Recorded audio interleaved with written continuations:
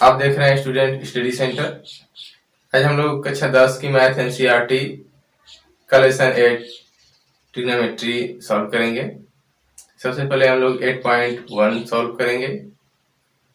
ये video 2 part में होगी और यदि आपने ट्रिग्नोमेट्री बेसिक का वीडियो नहीं देखा है तो सबसे पहले आप उसे देख लीजिए। वीडियो का लिंक मैंने डिस्क्रिप्शन में दे दिया है। तो चलिए आज शुरू करते हैं 8.1।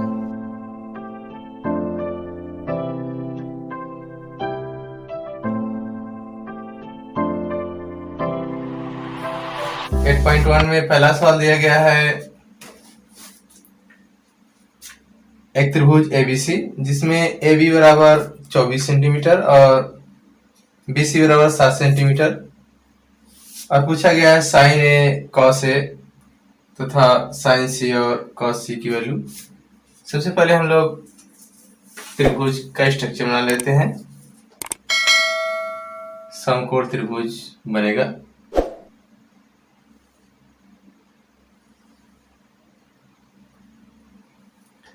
इसमें दिया गया है ए बी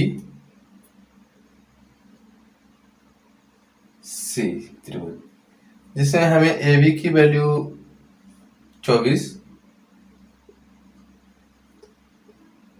सेंटीमीटर में, बी सी की वैल्यू 7 सेंटीमीटर, ए सी की वैल्यू हमको निकालना है। हम लोग पाइथागोरस प्रमेय से निकालेंगे। ए सी यहाँ पर कर्ण है तो ए सी बराबर सीधे सीधे हम लोग निकाल लेते हैं अंडर रूट 24 का स्क्वायर प्लस 7 का स्क्वायर। 24 का स्क्वायर हो जाएगा हमारा 576 प्लस 49। जोड़ लेते हैं 15 12 625। तो वर्गमूल ले लेते हैं, अंडर रूट में है, वर्गमूल ले लेंगे तो हमारा आ जाएगा 25। यानी ए सी की जो वैल्यू हम लोग निकाले हैं आया है 25 सेंटीमीटर। अब जो प्रश्न पूछा गया है पहला, इसमें फर्स्ट है साइन ए और कॉस ए। देख लेते हैं। साइन ए इस कोण की बात है। साइन ए के लिए हमारा बी सी जो है वो लंब हो जाएगा, ए बी आधार और ए सी कर्ण है। तो साइन बराबर होता है लंब बटा कर्ण, यानी यहाँ पर बी सी बटा ए सी। तो बी सी की वैल्यू 7 और ए सी की वैल्यू 25। हमारा हो जाएगा 7 बटा 25 साइन ए। इसी प्रकार पूछा गया है कॉस ए।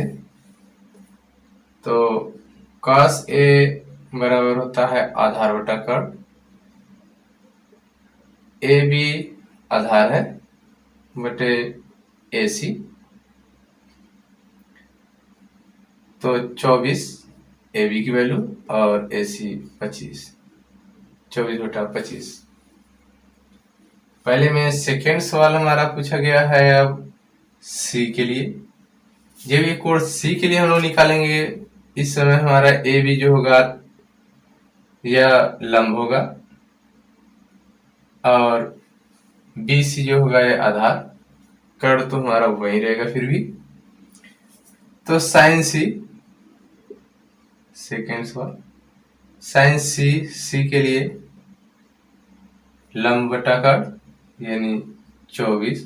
पहले हम लोग त्रिभुज के नाम से चलते हैं, ए बी बटा ए सी 24 बटा 25 और कॉस सी के लिए आधार बटा कर्ण बी सी बटा ए सी बराबर 7/25। तो इस प्रकार जो भी सवाल होंगे सबसे पहले हम उसमें अगर तीनों भुजाएं नहीं दी गई हैं तो तीनों भुजाओं को याद करेंगे, पाइथागोरस से हम निकालेंगे। इसके बाद जिस कोण का मान पूछेगा हम उसको उसके अनुपात के साथ आधार बटा कर्ण, लंब बटा कर्ण जो भी होगा कर देंगे और उसकी वैल्यू रख देंगे, हमारा आंसर आ जाएगा।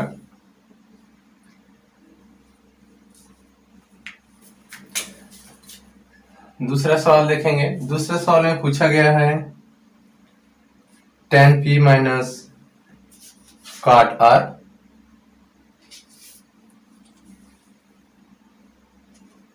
tan p minus cot r की वैल्यू। यहाँ पर चित्र दिया गया है। चित्र हमारा है इस प्रकार,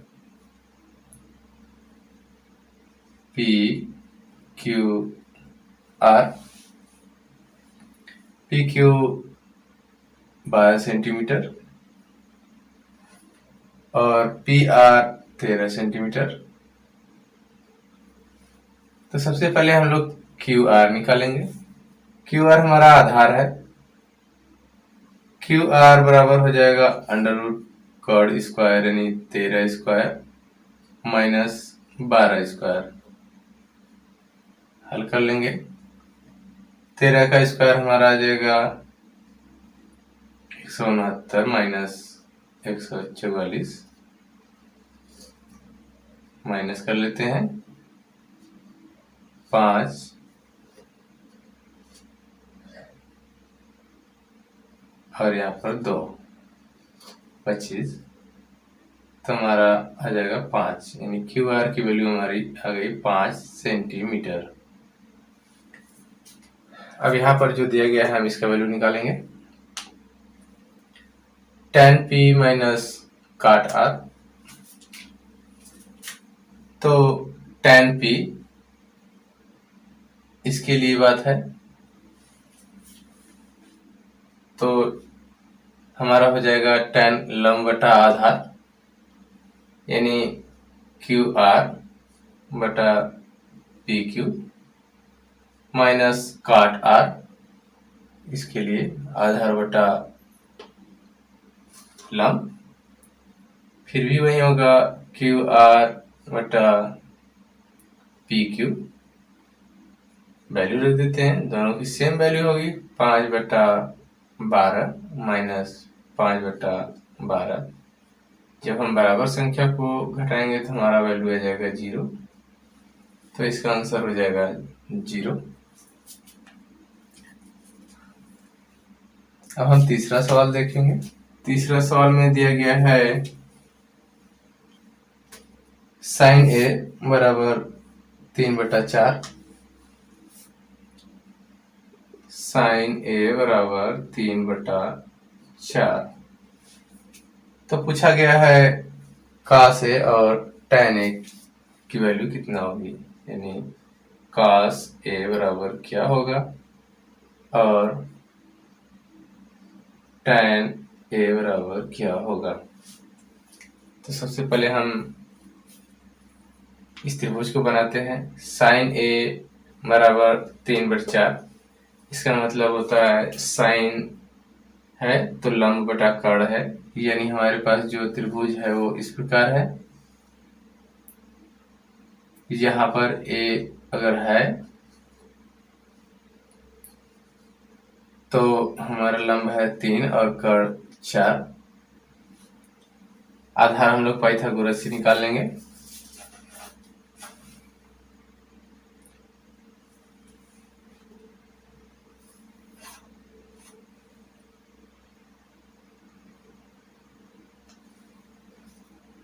चलो निकाल लेते हैं। यह हो जाएगा 16 और यह हो जाएगा 9। 16 में से 9 जाएगा तो हो जाएगा √7। हमारा रूट में 7 आएगा ए बी की वैल्यू। तो हम लोग cos A और tan A लिखते हैं। cos A बराबर हो जाएगा आधार बटा कर्ण, यानी AB बटे AC, तो कड़ी में 7/4 और tan A लंब बटा आधार, BC लंब और AB आधार, तो 3 कड़ी में 7। cos A की वैल्यू है कड़ी में 7/4 और tan A की वैल्यू है कड़ी में 3/7। प्रश्न 4 देख लेते हैं। अब प्रश्न 4 में पूछा गया है, यदि 15 cot A बराबर 8 cot A बराबर 8 हो, तो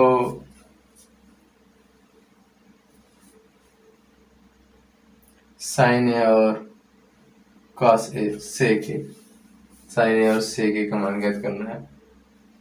sin A बराबर क्या होगा और sec A बराबर क्या होगा। सबसे पहले हम लोग देख लेते हैं, इस 15 को हम पक्षांतर कर देते हैं तो हमारा बन जाएगा cot A बराबर 8/15। इसका मतलब आधार बटा लंब, हम इसी के आधार पर एक त्रिभुज बनाएंगे। ये A है, यहाँ पर A रखेंगे, तो आधार बटा लंब यानी 8 और ये 15 हो जाएगा। पाइथागोरस से हम लोग कर्ण निकालेंगे। कर्ण निकालने के लिए 8 का वर्ग प्लस 15 का वर्ग करेंगे, 64 प्लस 15 कर लेंगे हम लोग, तो आ जाएगा 289 और उसका वर्गमूल ले लेंगे तो हमारा आ जाएगा 17। पाइथागोरस से आप ज्ञात करेंगे तो AC की वैल्यू 17 आएगी। जब हमें AC की वैल्यू मिल जाएगी तो हम यहाँ निकालेंगे sin A बराबर लंब बटा कर्ण, BC बटा AC बराबर 15/17, sec A होता है कर्ण बटा आधार, तो AC बटा AB बराबर 17/8 हो जाएगा।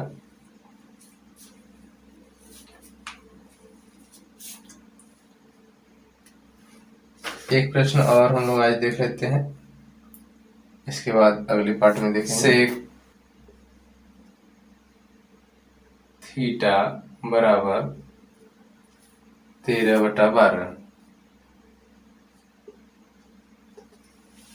तो पूछा गया है शेष 5 त्रिकोणमितीय अनुपात क्या होंगे।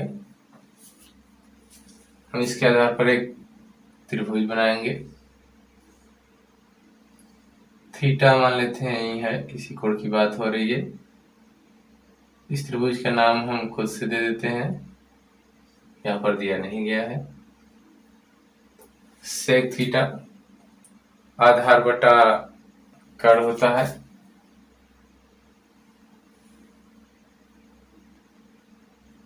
तेरह बटा 12, कर्ण बटा आधार होता है, तो कर्ण हमारा 13 और आधार 12।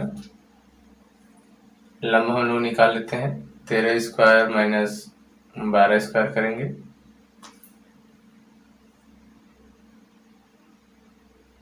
BC बराबर हो जाएगा √13 स्क्वायर माइनस 12 स्क्वायर, 77 माइनस 144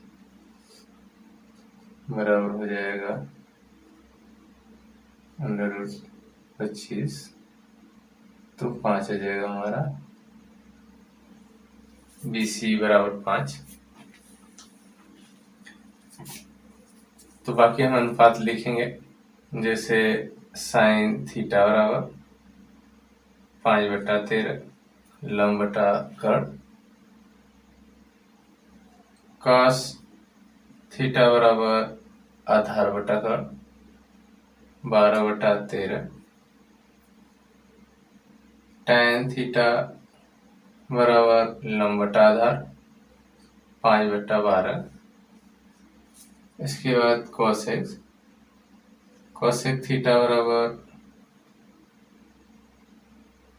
आधार बटा लंब 13/5, और सेक थीटा तो दिया ही है हमारा, कॉट लिख लेते हैं हम लोग। कॉट थीटा बराबर टैन का विपरीत यानी कि 12/5। ये था 5वां सवाल। आज के लिए बस इतना ही, बाकी सवाल हम अगले वीडियो में देखेंगे।